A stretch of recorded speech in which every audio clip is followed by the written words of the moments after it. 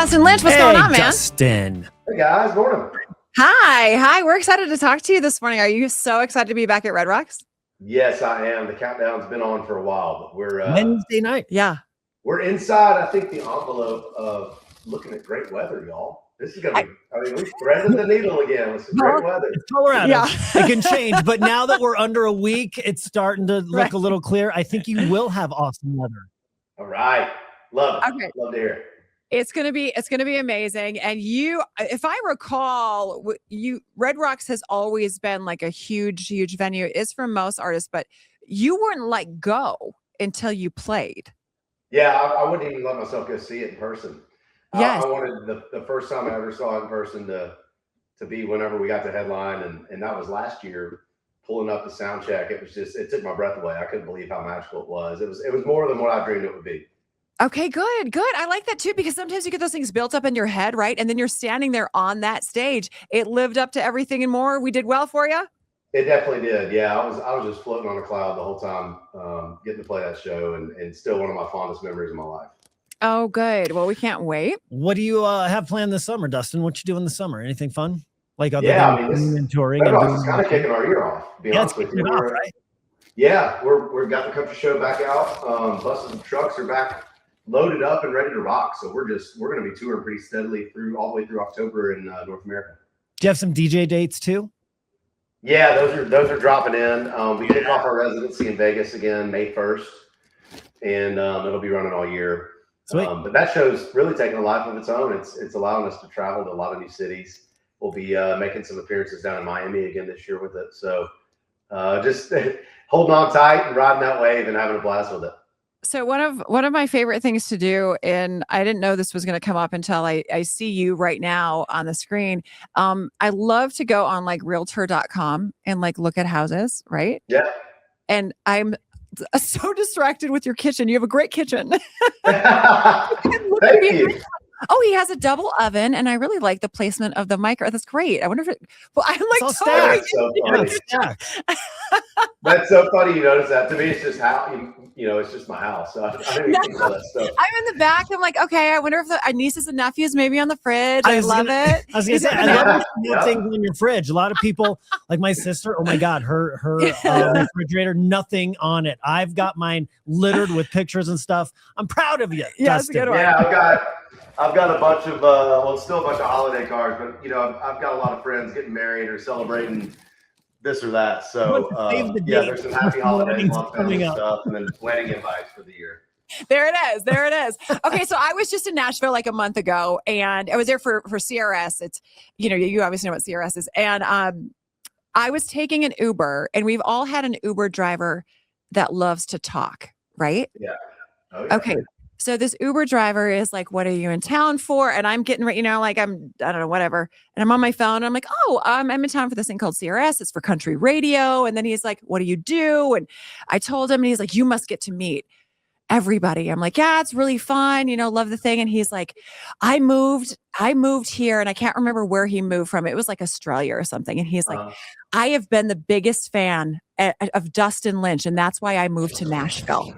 What? Wow. There's an Uber driver in Nashville, and I learned so many things about you from my Uber driver that day.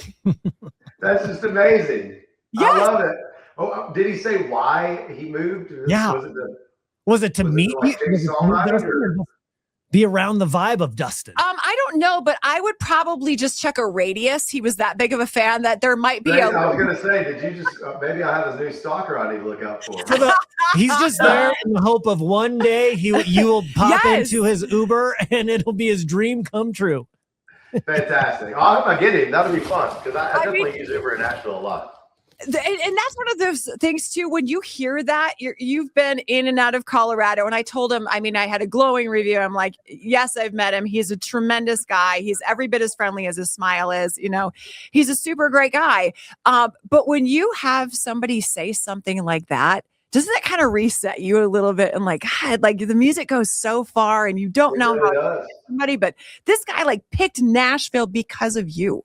Just amazing. Yeah. And I will say it hit me years ago whenever I started having, younger artists with success on radio coming up to me like, man, you're one of the reasons I moved to Nashville. And I can remember saying that to people like, Dirk Bentley and Luke and Jason and those guys, just having an impression on me in high school and middle school and giving me that fire of like, I want to go do that. Like, I already knew I wanted to do it, but those guys are cool. I want to go do it like them. And when that stuff started coming to me years ago, I was like, wow, I guess I have been doing this a while. I mean, we're on year 14 since Cowboys and Angels came out. So it kind of adds up. It definitely does. It's definitely made an impact on him. Did any of those guys you named just now that were influences on you send you a Christmas card that's still hanging on your fridge? No, but yeah, there's probably a good shot their better halves would. I'm not really in the business of sending out Christmas cards myself either. So, all right, back to Red Rocks. It's happening this Wednesday night. Tickets kygo.com. Are you going to be singing any new songs that we haven't heard yet? We will be. Yeah, what we want this show to be is a one of one. So, and it will be that. But we are going to debut brand new songs that we've never played before. No one's ever heard before but us in rehearsals. So, okay. Lots of new music on the way this year. I'm actually with this writing camp today after I finish this interview. Got a lot of songwriters coming over. We're finishing the album up. So got a new country album coming at some point this year too. They're coming over to this kitchen, to this house. You going to vibe out? How are you going to vibe out and do some writing? Yeah. We'll just write. I'll move the camera here. We'll just write right over here in the living room on those couches. Pretty. That's where I would write songs if I were to write songs. Right there. Yeah. It's a great spot. A lot of natural light and usually I go to their spots, but this time around I'm like, hey, y'all come to me. It's a nice day outside, and we got a bunch of porches we can get onto, so it'll be a fun day.